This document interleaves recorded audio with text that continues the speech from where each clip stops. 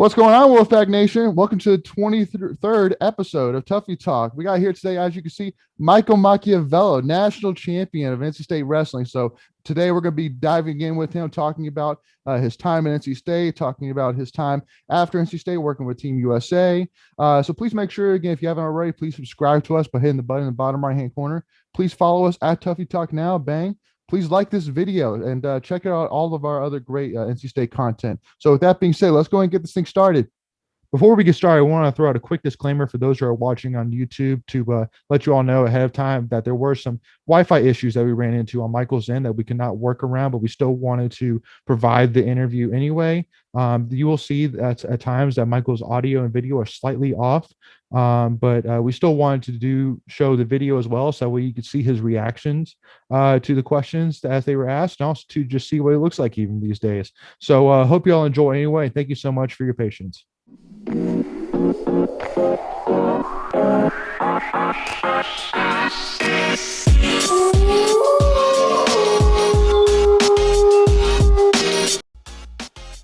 What's going on, Wolfpack Nation? Thank you so much again for tuning in. Really appreciate your time.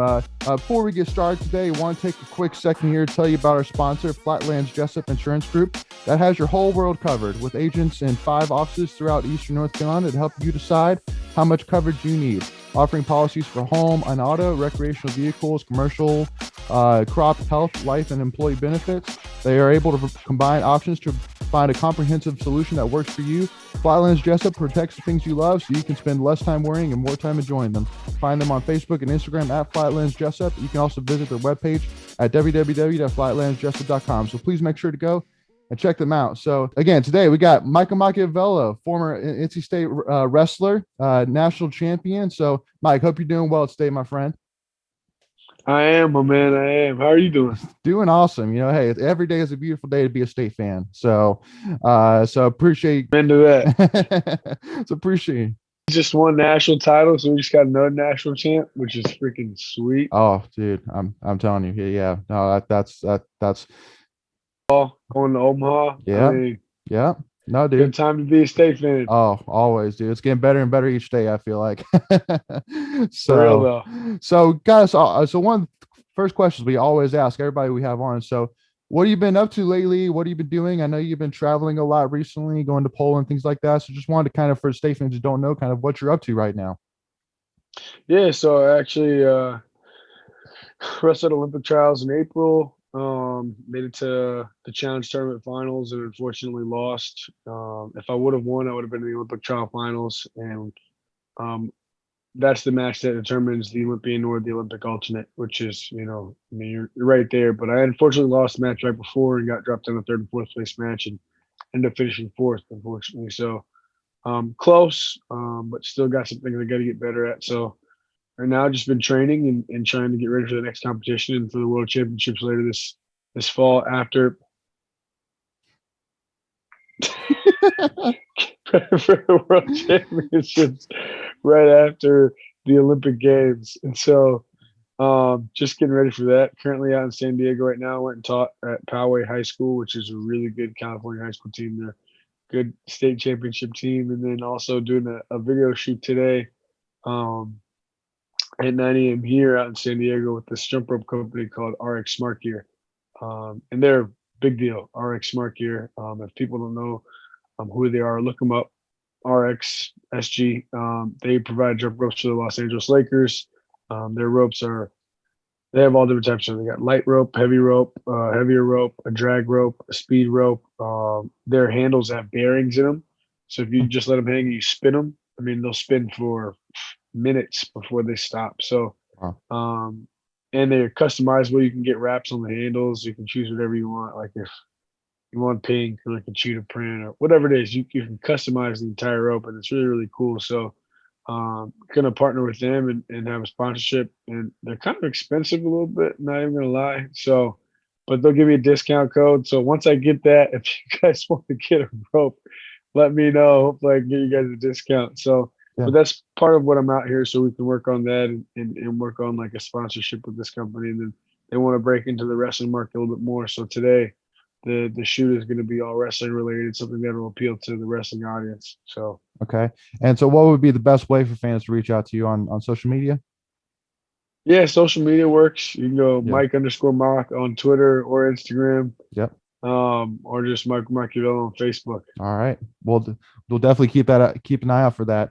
And then also too Yeah, thanks, man. for a side note too. So for those who are listening in on the podcast, so during that little timeout right there, Mike's dog came in and gave him some good more kisses. So definitely gonna keep that in there for the YouTubers because that was hilarious. So, so wanted to kind of now take a step back. So talking about your time even from your high school years. So senior year playing for Sun Valley High in Monroe, North Carolina. So your wrestling career, you went 61-1 in the year and won the state title at 182 pounds. So I had to first of all ask. Obviously, you didn't lose in the state title. You didn't lose in the playoffs. So where was that one loss from? Yeah, so that one loss was actually to a friend of mine named Parker Von Egedy, who wrestled at Piedmont High School, Mhm. who was actually ended up being a three-time North Carolina state champ. He was a high school national champ Okay. for Virginia Beach Nationals, and he wrestled at Mizzou in college. He was pretty good. So my one loss was to him. I lost 3-2 by point, and yeah, ironically enough, we wrestled in college, and thankfully I got that one back. So, So but no, he's a stud, man. He's a stud. so you didn't face him obviously in the state playoffs, or you got it back on him in the state playoffs. So we were different classifications. So he was 2A, so I was 4A. So we were both state champs that year. Gotcha. Cool. All right. And then the other thing, which maybe a lot of state fans don't really know, so when you were in high school, you also played some outside linebacker. Uh, so I uh, did, so and some safety too. There you go. There you go. Okay, some of the Yeah, speed as well, the coverage side. yeah. So I got to ask. I mean, did was there ever really a thought? Because I mean, I know there was even when I was actually doing research, there was actually an ESPN profile created for you for your recruiting page for football. So I got Oh, to, so you saw that really funny picture with like the ridiculous afro they yeah, a little bit, something like that. But then I think had? he also had the neck collar as well. So I mean, Oh yeah. definitely got to ask. I mean, was there ever even a consideration of playing college football, or I mean, were you always Oh, honed in on wrestling? absolutely, absolutely. I mean, I love football. I played safety, I played kicker, I played outside linebacker. Sometimes they moved me to DN just because I was faster than some of the linemen. It's high school football, so um, it's not the same level as college football, especially D1. But I had some D2 offers from some top 25 D2 schools, and they actually brought me out on official visits. So some of them, one was University of Charleston, West Virginia. Another was Wingate University. They wanted me at linebacker. University of Charleston wanted me at West Virginia. Wanted me at safety, and they both programs that I could make like an immediate impact right away. I wasn't getting recruited by major D1 schools. I talked to a small school like UNC Charlotte, and they were a new program, and so but no major Division 1 schools showed much interest. So, but when I got to NC State, that was definitely something I thought about. I was like, I wonder if I could walk onto this team. And part of me was really curious. And oddly enough, I had a high school teammate who played football at State. He was ended up being the long snapper named Tyler Griffiths, and he was telling me, he was like, dude, you got to freaking try out, man. I think you can make this team because we were teammates together in high school, and I was like, dude, don't keep telling me that, man. Like I'm already too deep in wrestling. You get me fired up, man. Yeah, I don't know if Pop would have accepted that. No, No, he wouldn't have. And no. I remember one year, I think it was after my sophomore year, we were coming back from a tournament from Ohio, and I remember asking Frank Beasley in the van. I was like, Frank, what if I tried out for the football team? He immediately goes, no. Didn't even think about it. It was like maybe 2 seconds, 1 second before he even responded immediately with like just a hard no. And I'm like, what about if it was just for kicker? Because I like Yeah. played soccer growing up too. He goes, no. I'm like, all right, well, that conversation didn't go the way I was hoping it'd go. Because I was Uh, hoping I'd obviously be able to do both, but they were not having it. no. Well, I mean, I'm sure Doran would have loved to have you on, but yeah, I mean, I think Pop would, and I think state fans overall were happy with the trajectory that you had at NC State. So definitely happy overall.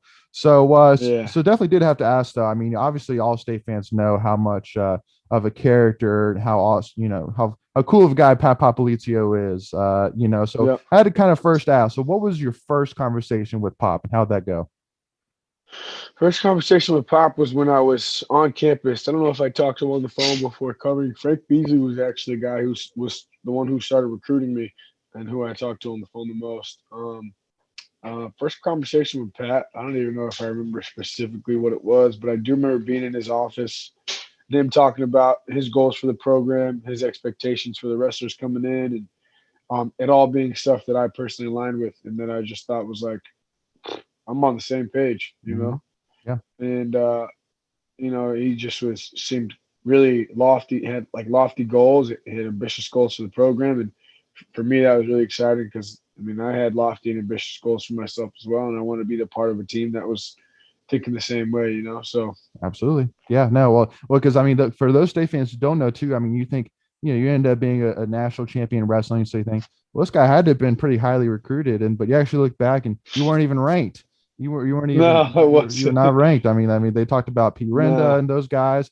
But the funny thing is, so after I think it was your senior year or after you left, one of those two, they re-ranked your recruiting class and they put you, I think, as number 12 or 13 in the rankings for your class. And I'm like, see, that's what I mean. But again, that's NC State for you. I mean, you look at like Nate Irving, Russell Wilson, you look at, some of the big guys. I mean, they weren't highly recruited and look where they are now. So Yeah, freaking balling out. exactly. So I mean, wanted to kind of ask, were you recruited besides, any other schools besides really NC State? And then I mean, what was it really that kind of took you to NC State besides, the goals? Was there anything about the campus in general or So there was three other schools that I was recruited by.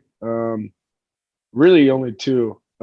Bucknell. I took an official visit to Bucknell. I think they really wanted me, and then App State at my high school state tournament when I was a senior. Was really interested after that tournament, and it took a home visit, and they wanted me to come take an official visit, and I was like, I scheduled it, and I was like, man, I'm not even gonna go. I'm happy with going to NC State, so I didn't even take that visit, and then Arizona State reached out to me my senior year after Flow Nationals, and I placed third. And they were like, "Hey, man, how you doing? Yeah, yeah, yeah, we're interested." And I told them about, I was already committed to NC State, and they were like, "Oh, no worries, man. Um, guess we'll see you in the trenches then." And I was like, "Yeah, that's pretty sweet." But it was Lee Pritz from Arizona State that had reached out, who was actually part of the staff here right before Pat got here. And so I had met him before he was at ASU. But that was it. It was just those three schools, man. Nothing crazy. I remember I took an unofficial visit to University of Virginia, and they seemed interested. And then, like a month and a half later, they got an email from one of the coaches saying, you know what? We're no longer interested. We had a guy your weight already commit, yada, yada, yada. Thank you for your time. I was like, all right. And so, but NC State was always really interested in not just that, but like it was 2.5 hours away from home. And it's also the biggest public university in our state. And for me, when I was thinking about what I wanted to do when I was in high school, I wanted to be an athlete, D1 athlete. I didn't know what sport I was going to play. I didn't know if it was going to be football, soccer, or wrestling, but I just know I wanted to be a D1 athlete at a huge school. And NC State's a big school, man. And the facilities were great. I loved WB when I came and took a visit. I loved that football was big. And I just fell in love with the school, man. And I remember thinking like, and I was thinking, I was like, NC State. I didn't even really know much about NC State because I actually grew up a UNC fan, which is funny because when I got to campus, I had a UNC debit card. And man, the amount of heat I got for that was hilarious. I'm pretty sure they made me cut it up at the beginning of one of the practices and put it in a Ziploc bag and throw it away. So, um, but man, I fell in love with Raleigh. I fell in love with State, and I mean, obviously, I've been here for almost 7, 8 years now. So, but that's kind of what drew me to State, man. Not just that, but then you had at the time Frank Beasley, Pat Popolizio, Jameel Kelly, who was an Olympic silver medalist, which was also huge for recruiting. And so I Mhm. just thought it was an awesome staff that had big goals and a vision for the program, which was exciting. And it just everything just kind of felt right, you know. Yep, I get it. I get that. I mean, hey, we're glad to we are glad to have you. So, Yeah. one of the big things as well too that I wanted to kind of ask about. So, obviously, kind of skipping ahead, to when you came to state. So, you actually ended up becoming a starter your freshman year, Yep. at 184 pounds. So, I know that obviously, with you, not really coming in 100% ranked, I'm sure that, probably even you probably yourself would agree that you had, some catching up to do to really compete and, to eventually meet Absolutely. your goals. So, wanted to kind of ask, I mean, do you feel that, you being thrown into as a starter your freshman year and being around for that long and be able to compete in so many matches really played a big role in you eventually becoming a national champion your senior year? I think so, because I kind of got thrown right into the fire. I think some kids will redshirt and they'll do really, really great as redshirts, and then they'll get into dual meets and it's just a different feel. And for me, I didn't redshirt at all. Right out the gate, I was open tournament, Wolfpack Open. I ended up placing third at the Wolfpack Open, which was my first college tournament, um, or fourth. I ended up placing fourth, and then I just felt like the dual meets and it's just a different feel, right? It's just different atmosphere. Granted, at the time, there's maybe like 50 people in the stands for our home dual meets, Mm-hmm. which is kind of crazy to think about now because you look at the UNC match in 2019 and freaking Reynolds was hacked. And but yeah, it's just there's a different pressure, right? Like as a redshirt,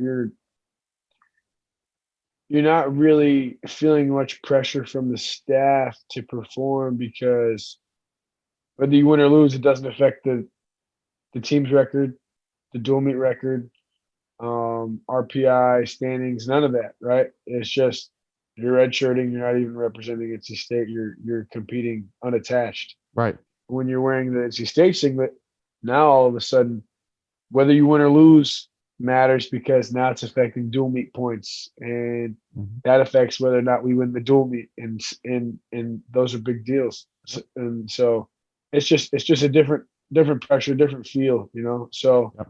um, I kind of got used to handling that early on. I felt it a lot as a sophomore too. So Yep. Yeah. Well, and so and then just kind of skipping ahead a little bit to your senior year. So so you faced Jared Hott from Virginia Tech in the ACC title game. And obviously for those state fans who don't know, that match ended up taking 5 tiebreaker periods in order to decide the winner. So it was clearly obvious, I know for myself, that how evenly matched you guys were as wrestlers, and also to how entertaining the matches overall were. So, I mean, looking back at that match and how it eventually ended out that season, was there any big main lessons that you took from that match, and obviously falling just slightly short, that you think maybe propelled you, for the rest of the postseason? yeah, so you'd think a match that went to 5 overtimes, right? Somebody would have scored a takedown, right? You think? No one scored a takedown that whole I match. know. And the match we wrestled in the dual meet, no one scored a takedown. And so in my mind, I'm like, I'm not being offensive enough. He's not being offensive enough. And it's not like we weren't taking shots, but it's like you get two guys that kind of wrestle a very similar style, very blocky, very, very tough to get in on, hand fight really, really hard. Mhm. And so it's like, it's tough to create openings on someone that wrestles pretty identical to yourself. And so for me, I just thought I was like, man, how am I wrestling this guy 2 matches and one goes into 5 overtimes and no one scores a single takedown in either match. And so for me, that was just like really eye opening. And I remember going to the NCAA finals thinking like, I don't care what happens. This match isn't going into overtime. I don't care if I'm the one who's getting taken down or if I'm the one who's scoring. I want somebody to score a takedown within the first 3 periods. And so for me, when I took that mindset and that mentality to the match, it was like, man, I was just so aggressive trying to put up points and trying to just create action. each period. And I got in on a leg at the beginning of the third, almost finished in the crackdown. Um, didn't score it, and the next thing you know, he's taking a shot and ended up scoring off his shot and scoring a takedown in the third period. So, but that's probably the biggest lesson that I learned from that match. Yeah, no, well, because the one thing which I love, especially about your style when you look at the national championship matches, I think that because obviously wrestling, a lot of fans might say, I mean, overall the matches are pretty short, like it can't be that too exhausting, right? I mean, it's like what, so Yeah, five, what, 13 minutes, overall, something like that, and yeah, but I mean, it does take an effect. And so one thing which I love is that from the first minute of the match to the last minute match, you were just as aggressive throughout, which I think was a huge key overall and kind of keeping it there. So but I did want to kind of 100%. yeah. So I mean, so My Donnie Vincent actually told me after the match, he's like, "I'm not even gonna lie, man. I was worried." I was like, "Why?" He goes, "Dude, I saw how hard you came out," and I was like, "I really hope this guy doesn't gas out."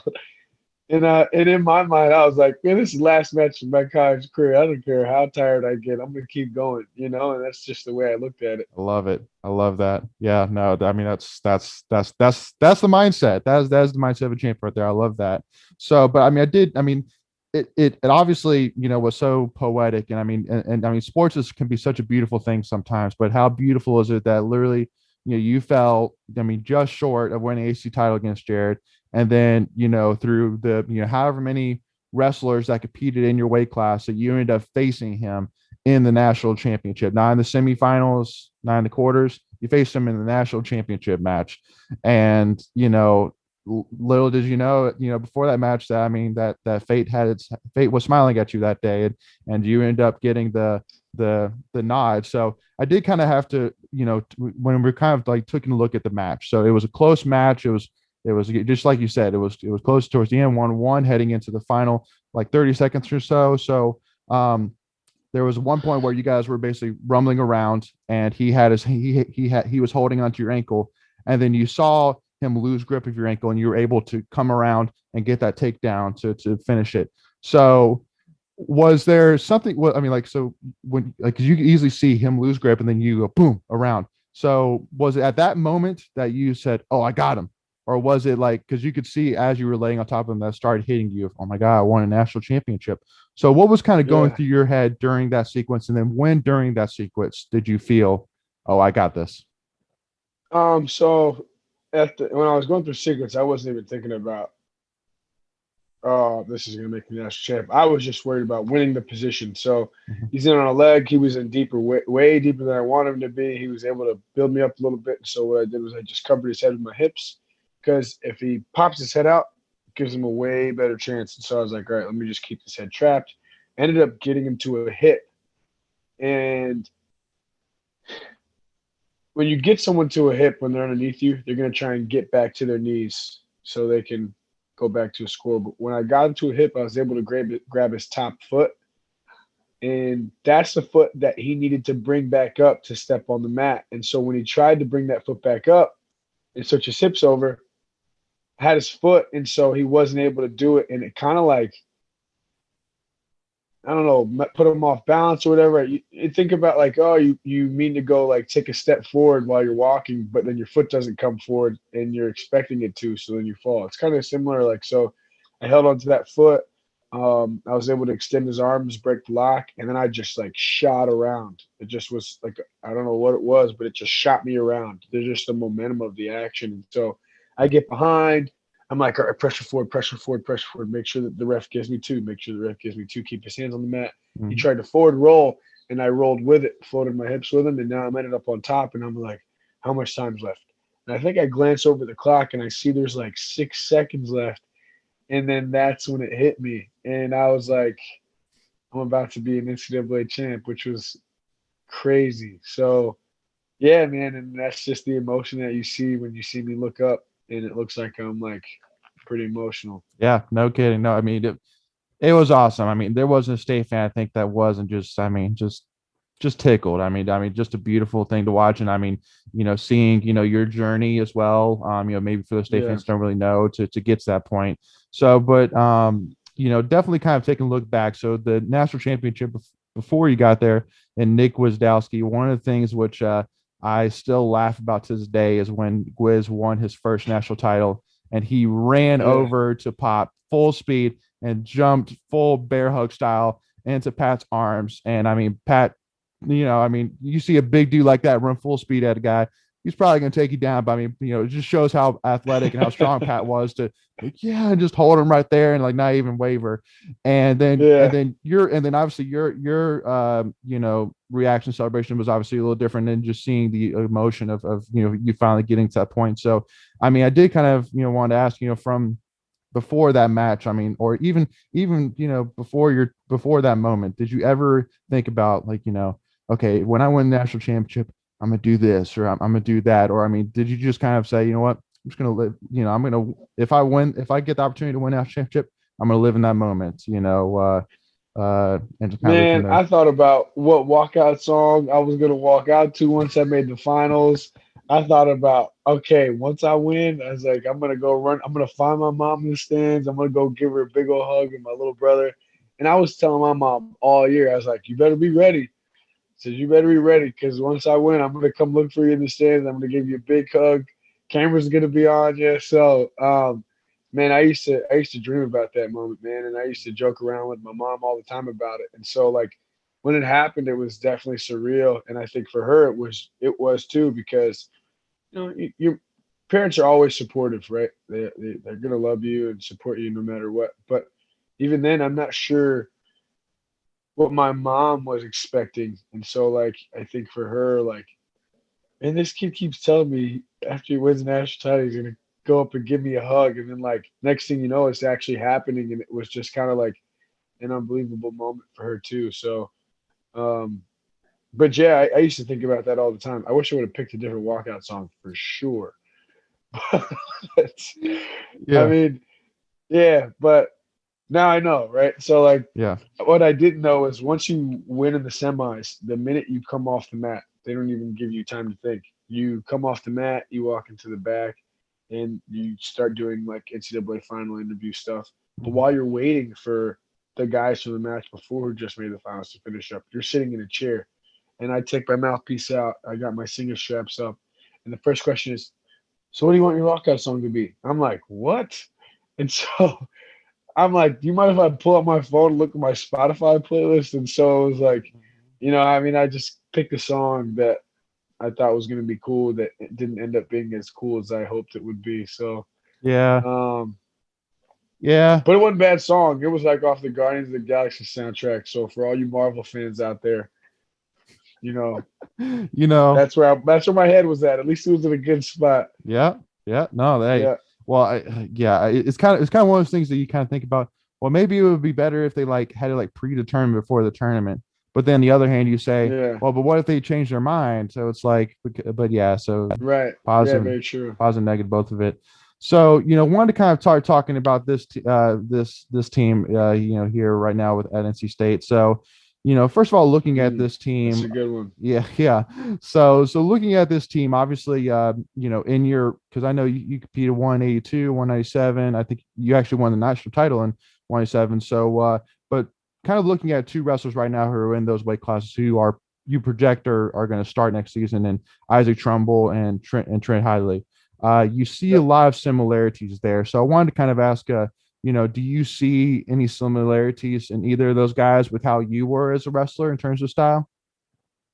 In terms of style, I don't know. I think Isaac is just very, very long.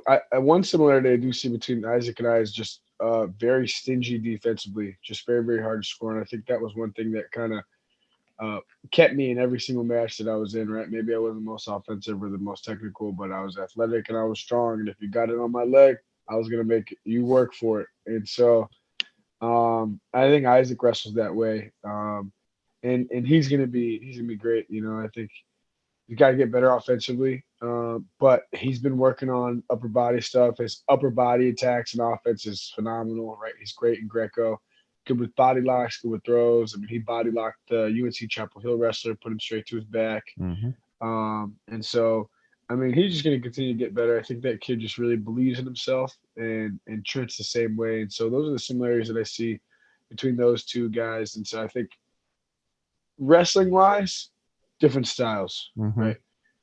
But mentality wise, very similar, right? Yeah. Guys that work really, really hard, they do the right things, they live the right lifestyle, and they just believe in themselves, and they're not going to let anybody,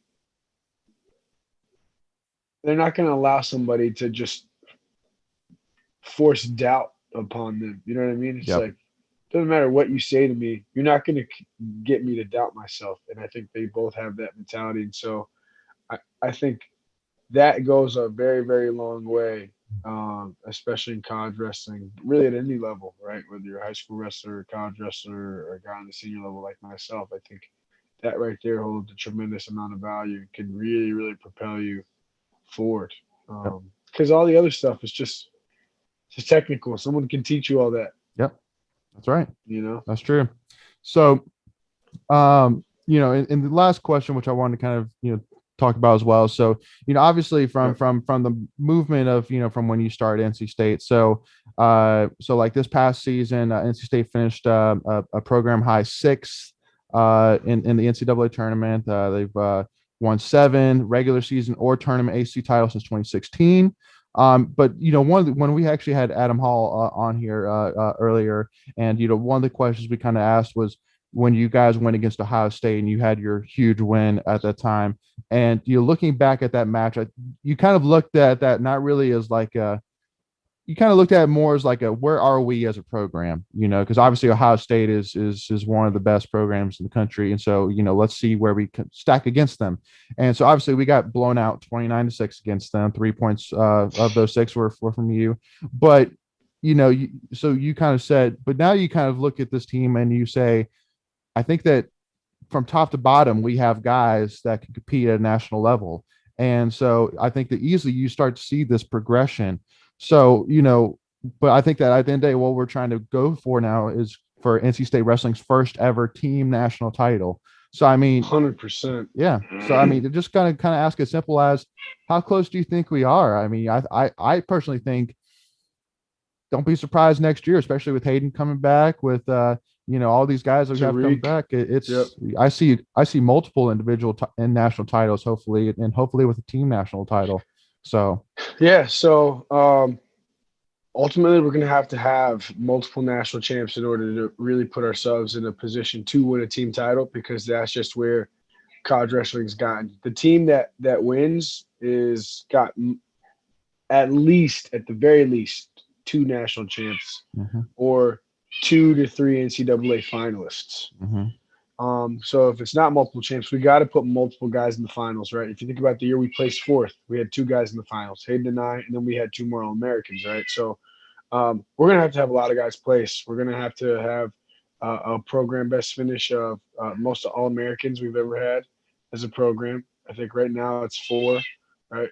Probably going to have yeah, 5 or 6, which honestly I think is very, very doable. I think we just have a lot of depth across the board, like you mentioned, and I think next year's going to be a really, really good chance. I think we got a good shot. yeah, So yeah, I think Tariq semifinal match, I don't think that was a pin. I had other guys who were at the tournament tell me, dude, it looked like his shoulder was 4 inches off the mat. I don't even yeah, know what the ref was looking at. And yeah, so I think Tariq's really dangerous. I think Trent's really dangerous. I think Hayden's really dangerous. And those 3 guys alone, right? They're captains as well. So, I think those guys will set the bar, and the rest of the guys will follow suit. So, yeah, um, yeah, yeah, man, it's going to be looking up. And then we got good recruits coming in, mhm, which is huge. mhm, And yeah, so I'm excited for this team next year, and fans should be too, because they're gonna be making a lot of noise. yeah, yeah. No kidding. No, I'm telling you, I think once